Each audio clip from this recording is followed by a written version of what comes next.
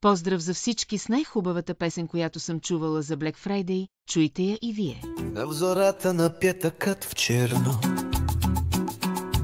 нощта се раздра с екранен трясък, лунна в небето рекламна заря, в очите искри от оферти и плясък.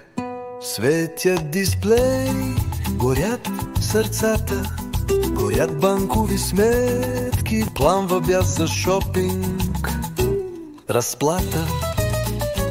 Във всички квартали, къщи, панелки, кооперации, вили край язовири, в Инстаграм профили, Фейсбук групи, всички говорят Black Friday настъпи. По улици, по булеварди и тротуари тръгнаха купувачи готови на всичко, млойни майки с детски колички, бодри пенсионери стискат талони, златки с ваучери, шматки с купони, хиляди маса народ.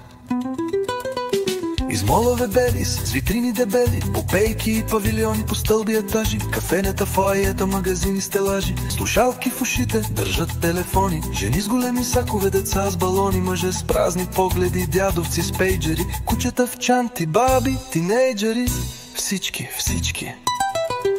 На гърба раници, в ръцете турби и дат хиляди, камикадзе взори, неудържими, шумни, безумни.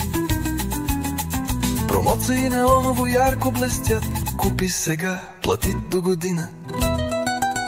Касиерки треперещи, пребледнели, посттерминалите пушат прегрели. За последния тостер се чува вой, не пипай, дай ми го, той е мой.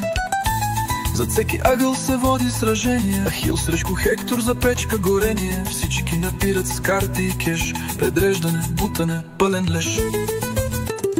При вечер, в края на този сблъсък велик, в подземния паркинг се чу боен вип, има още хладилници Бош и народът тръгна на нож. Първите паднах под пазарски колички, препънати в щендери с чорапи, цвички, непримирими, хванати гуша за гуша, затиснати в ъгъла до щанда за суши. Глави се люшкат, усти проклинат, зеници разширени от адреналина, не ги спират нито глад, нито умора. Всяка покупка е като залп на Аврора. Вечерта се изнизват като сенки от мола, с гузни усмивки изпускат контрола, с пакети с кашони и пълни раници, за вещи преминали всякакви граници.